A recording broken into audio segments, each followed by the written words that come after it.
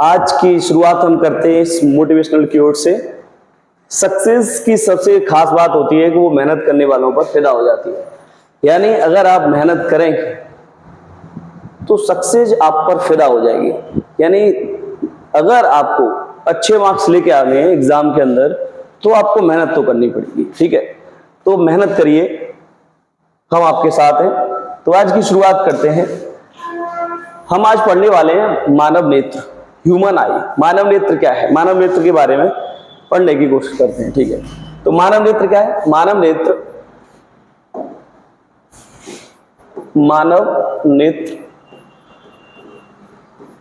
एक महत्वपूर्ण ज्ञानेंद्रिय है। क्या है ये? एक महत्वपूर्ण ज्ञानेंद्रिय है जो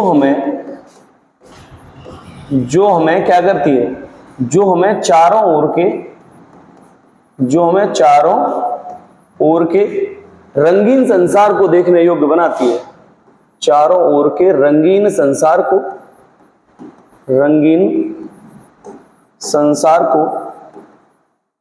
देखने योग्य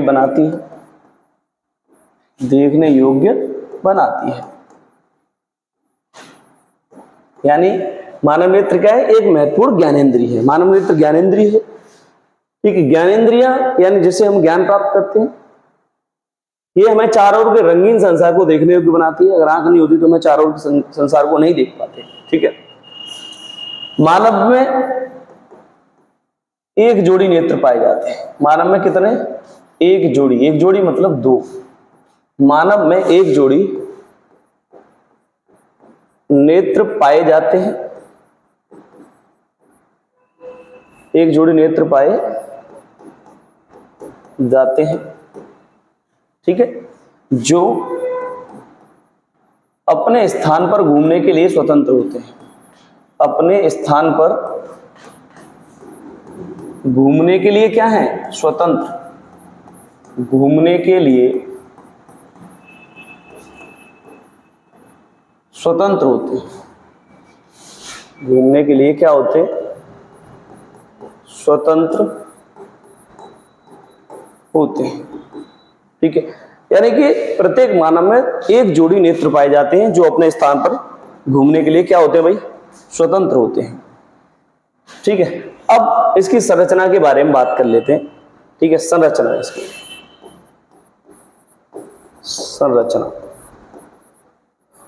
जैसा कि मानव नेत्र की संरचना के बारे में हम देख पा रहे हैं इस डायग्राम के अनुसार, इसमें एक दृढ़ पटल, फिर रक्तक पटल, कॉर्निया, आइरिस, पुतली, पश्चमाभि पेशियां, नेत्र लेंस, काचाप द्रव, रेटिना, पीत बिंदु, अंध बिंदु। कुछ ये महत्वपूर्ण पॉइंट्स को पढ़ेंगे। तो सबसे पहले हम बात करते हैं दृढ़ पटल की। दृढ़ पटल क्या चीज है? रचना में क्या है? रचना में इसके प्रमुख भाग ये हैं कुछ, और इसमें हम पढ़ने वाले हैं। सबसे पहला है आपका दृढ़ पटल। दृढ़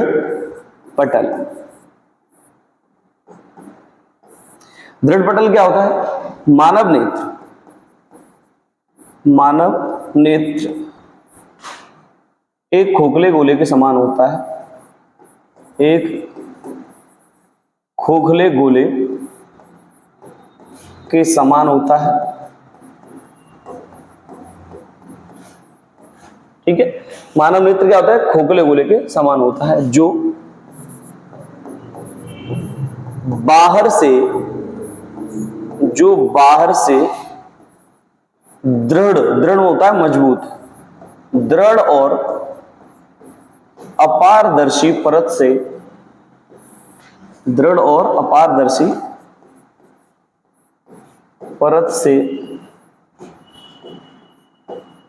ढका रहता है, ठीक है। दृढ़ और अपारदर्शी परत से ढका रहता है, जिसे हम क्या कहते हैं? दृढ़ पटल कहते हैं। जिसे हम दृढ़ पटल कहते हैं, ठीक है भाई। जिसे हम दृढ़ पटल कहते हैं। दृढ़ पटल के नीचे एक भाग होता है रक्तक पटल। क्या होता है? रक्तक पटल। तो इसे भी पढ़ लेते हैं। रक्तक पटल क्या चीज है, इसे जानने की कोशिश करिए। रक्तक पटल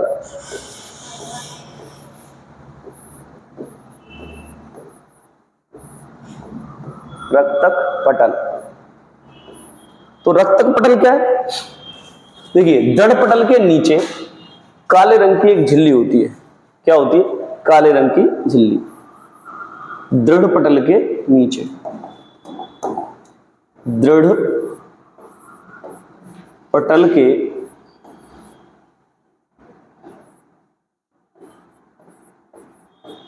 दृढ़ पटल के नीचे एक काले रंग की झिल्ली होती है। दृढ़ पटल के नीचे काले रंग की एक झिल्ली होती है, जिसे हम क्या कहते हैं? रक्तक पटल कहते हैं। जिसे रक्तक पटल कहते हैं। ठीक है, यह नेत्र में आने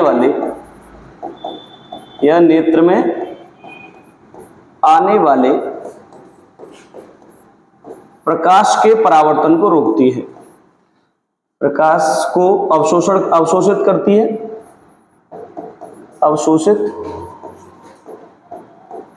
है, और क्या करती है? और परावर्तन को रोकती है, और आंतरिक परावर्तन को रोकती है। आंतरिक परावर्तन को रोकती है। इसका मतलब समझने की कोशिश करते हैं। परावर्तन को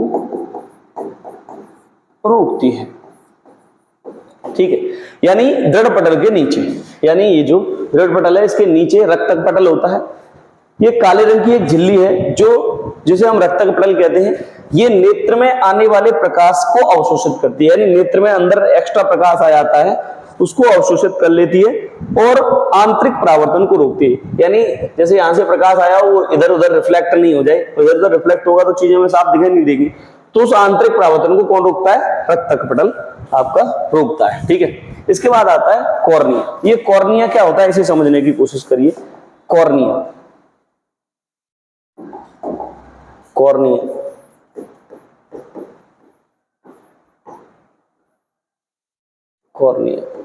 ठीक है, नेत्र में, यह नेत्र का 2/3 भाग है। ठीक है, क्या समझे?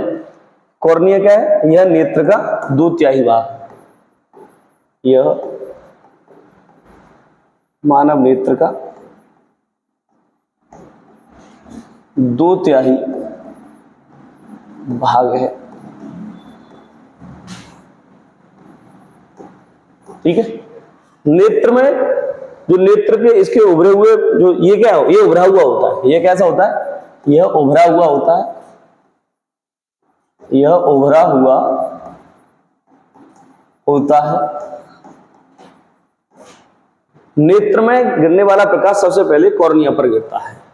यानी प्रकाश कहां गिरता है? प्रकाश सबसे पहले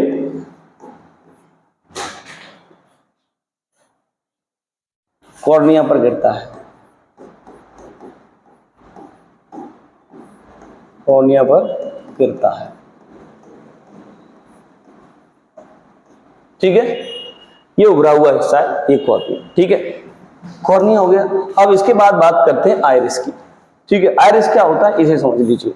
आइरिस, अब नेक्स्ट पॉइंट है आपका आइरिस।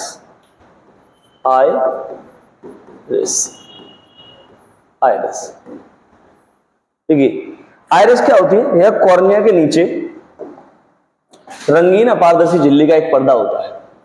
कॉर्निया के नीचे, किसके नीचे? कॉर्निया के नीचे।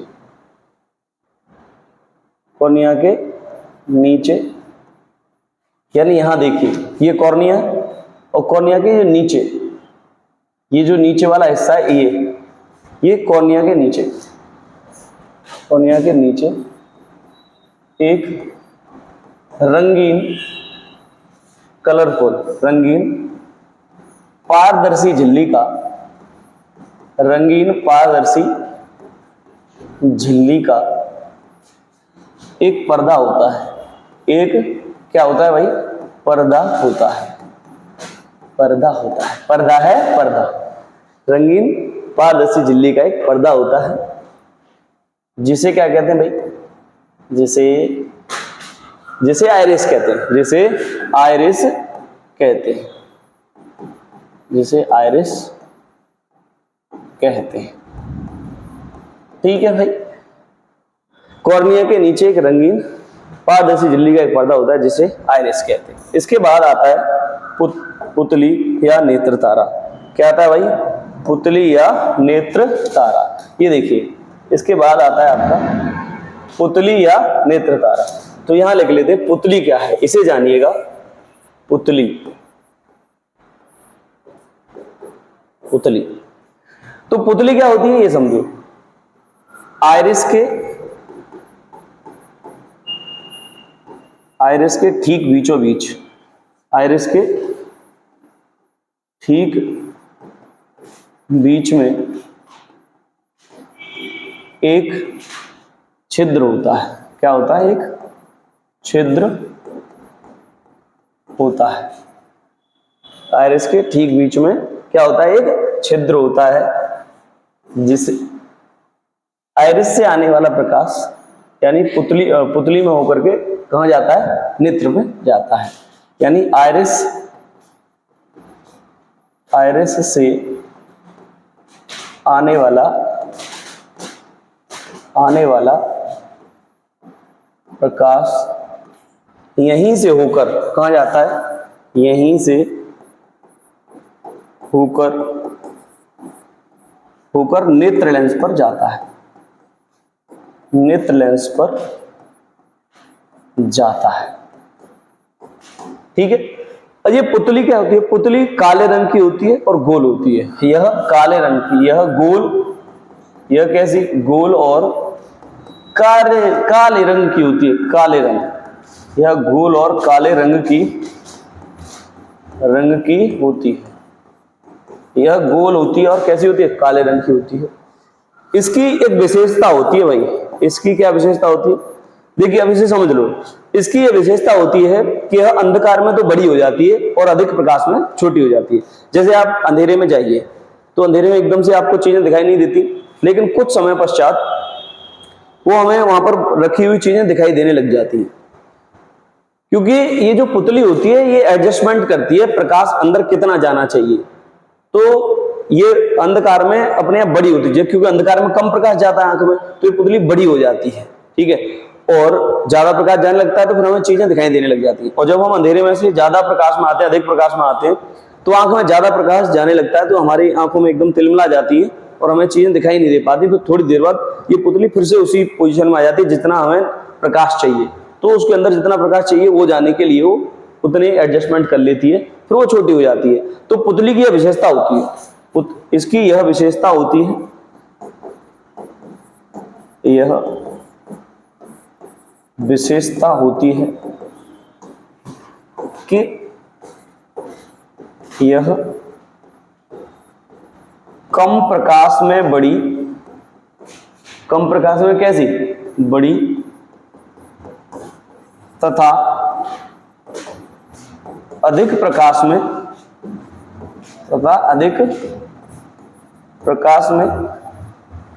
कैसी हो जाती है, छोटी हो जाती है, तथा अधिक प्रकाश में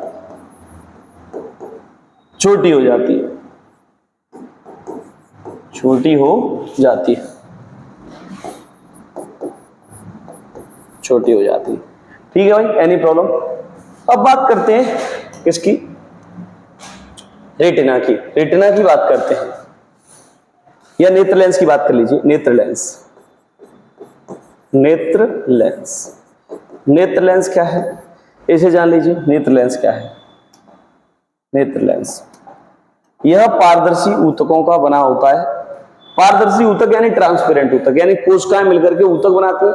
एक ही टाइप की कोशिकाएं मिलकर के, एक ही टाइप की सेल्स मिलकर के टिश्यूज का निर्माण करती हैं। और ये कैसे टिश्यू होते हैं, ये वाली जो आंख वाला जो नेत्र लेंस वाला टिश्यू है वो पारदर्शी होता है, ट्रांसपेरेंट होता है, उसमें से हम आर पार देख सकते हैं। तो यानी यह कैसा होता है, यह पारदर्शी ऊतकों का, यह पारदर्शी ऊतकों का बना एक लेंस है, एक उत्तल लेंस होता है। कैसा लेंस है ये? उत्तल लेंस होता है, ठीक है। जो किसी वस्तु का प्रतिबिंब कहां बनाता है? रेटिना पर। जो किसी वस्तु का प्रतिबिंब, जो किसी वस्तु का प्रतिबिंब कहां बनाता है भाई? रेटिना पर बनाता है। उत्तल लेंस कैसे प्रतिबिंब बनाता है? उल्टा प्रतिबिंब बनाता है और वास्तविक बनाता है, रेटिना पर बनाता है, ठीक है। अब ये जो पारदर्शी ऊतक है, जो ऊतक ये टिश्यूज है, ठीक है, ये लेंस है, उत्तल लेंस का, इसका अपवर्तनांक, इस लेंस का अपवर्तनांक, इस लेंस का अपवर्तनांक पर मैंने एक वीडियो बना दिया है। अपवर्तनांक किसे कहते हैं, कितने प्रकार का होता है, ये सब आप जान जाएंगे वहां से, ठीक है। तो उसे देख लीजिए। अपवर्तनांक, इस लेंस का अपवर्तनांक 1.44 है। कितना है? 1.44, राइट। तो लेंस में इतना। अब इससे आगे देखिए, अब बात करते हैं किसकी? रेटिना की। रेटिना को कहते हैं दृष्टिपटल। रेटिना का दूसरा नाम क्या है? दृष्टिपटल। नेक्स्ट पेज पर लिख लेते हैं, दृष्टिपटल। दृष्टिपटल, इसको क्या कहा जाता है? रेटिना, ठीक है। तो मानव नेत्र द्वारा किसी भी वस्तु का प्रतिबिंब, या कहें यह नेत्र में पीछे की ओर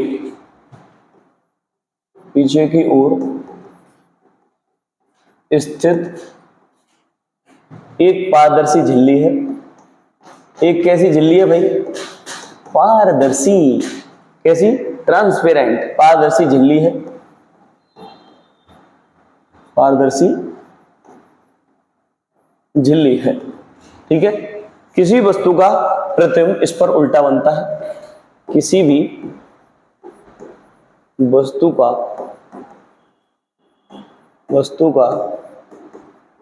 प्रतिबिंब इस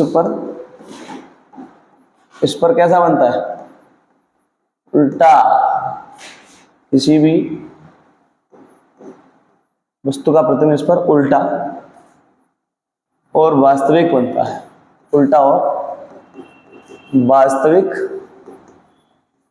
बनता है, ठीक है। लेकिन मस्तिष्क द्वारा इसका आभास सीधा कराया जाता है। किंतु मस्तिष्क द्वारा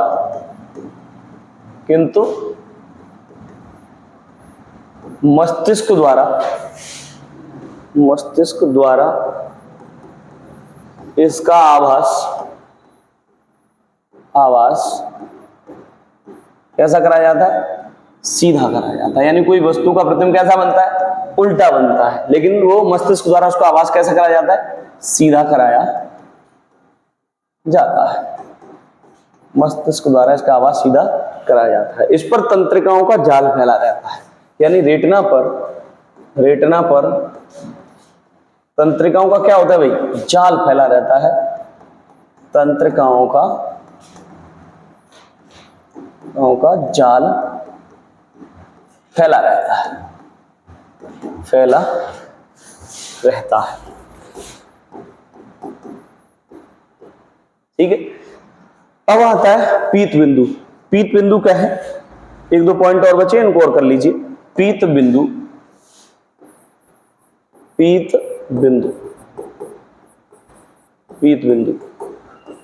ठीक है ना?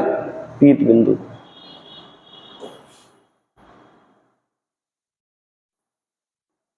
क्या है, ठीक है, इसे जानने की कोशिश करिए। पीत बिंदु, तो देखो रेटिना पर स्थित एक ऐसा बिंदु, रेटिना पर स्थित एक ऐसा बिंदु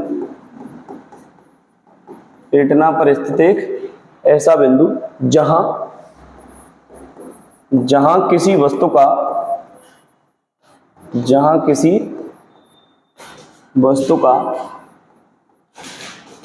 सबसे अधिक स्पष्ट प्रतिबिंब, सबसे स्पष्ट प्रतिबिंब बनता है।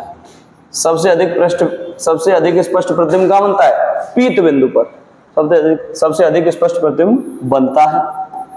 इसी पॉइंट को क्या कहते हैं? इसी बिंदु को पीत बिंदु कहते हैं, यानी इसी बिंदु को पीत बिंदु कहते हैं। ठीक है ना? इसी बिंदु को क्या कहते हैं? पीत बिंदु कहते हैं। लास्ट पॉइंट और पढ़ लीजिए, अंध बिंदु क्या है? अंध बिंदु क्या चीज होती है, इसे और पढ़ लीजिए। अंध बिंदु ये, ठीक है, यानी देखिए अंध बिंदु क्या चीज? अंध बिंदु, ब्लाइंड स्पॉट, अंध बिंदु, अंध बिंदु, अंध बिंदु, ब्लाइंड स्पॉट। अंध बिंदु क्या है, इसे समझने की कोशिश करते हैं। अंध बिंदु क्या है? देखिए, रेटिना पर स्थित एक ऐसा बिंदु जिसे छेदकर तंत्रिकाएं मस्तिष्क की ओर जाती हैं, है ना? कहां पर? रेटिना पर।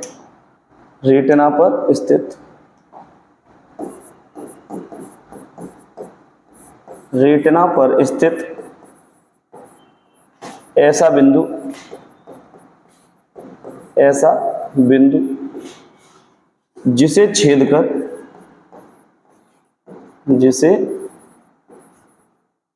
छेदकर तंत्रिकाएं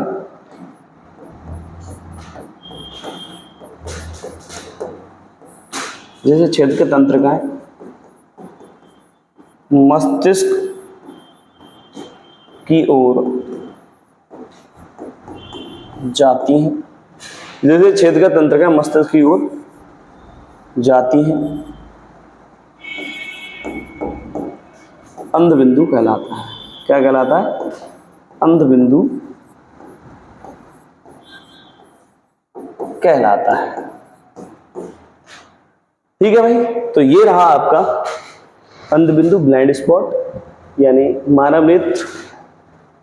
ये हमने सब पढ़ लिया। काचा द्रव्य इसके अंदर भरा हुआ है, और यहाँ पर भी एक प्रकार का रहता है, मैं आपको बताने वाला था। पचमावी पेशियां, ये पचमावी पेशियां हैं, इससे लेंस को, ये पचमावी पेशियां लेंस को पकड़े रहती हैं, और आवश्यकता होने पर ये लेंस की फोकस दूरी को चेंज करती रहती है। और लेंस द्वारा फोकस, देखिए, क्योंकि हम लेंस के द्वारा हम वस्तुओं को, एकदम पास की वस्तुओं को भी आसानी से देख लेते हैं, और बहुत दूर की वस्तुओं को आसानी से एकदम से देख लेते हैं, यानी इसकी फोकस दूरी चेंज होती रहती है मानव नेत्र के लेंस की। तो जो लेंस की फोकस दूरी चेंज होती है, पचमावी पेशियां इसको एडजस्ट करती हैं। तो मानव नेत्र द्वारा या मानव नेत्र लेंस द्वारा फोकस दूरी बदलने की क्षमता को क्या कहते हैं? समंजन क्षमता कहते हैं। अगर आप चाहें तो इसे और पॉइंट को बढ़ा लेना, लिख लेना, नेत्र की समंजन क्षमता किसे कहते हैं? तो नेत्र द्वारा फोकस दूरी बदलने की क्षमता को नेत्र की समंजन क्षमता कहते हैं। ठीक है, कोई भी आपको परेशानी आ रही है तो कमेंट सेक्शन में हमें बताइए, और जो टॉपिक हमसे पढ़ना चाहते हैं उसे कमेंट करके बताइए। ठीक है, जिस टॉपिक के ज्यादा कमेंट होंगे उस टॉपिक पर मैं वीडियो बनाऊंगा। Thanks for watching.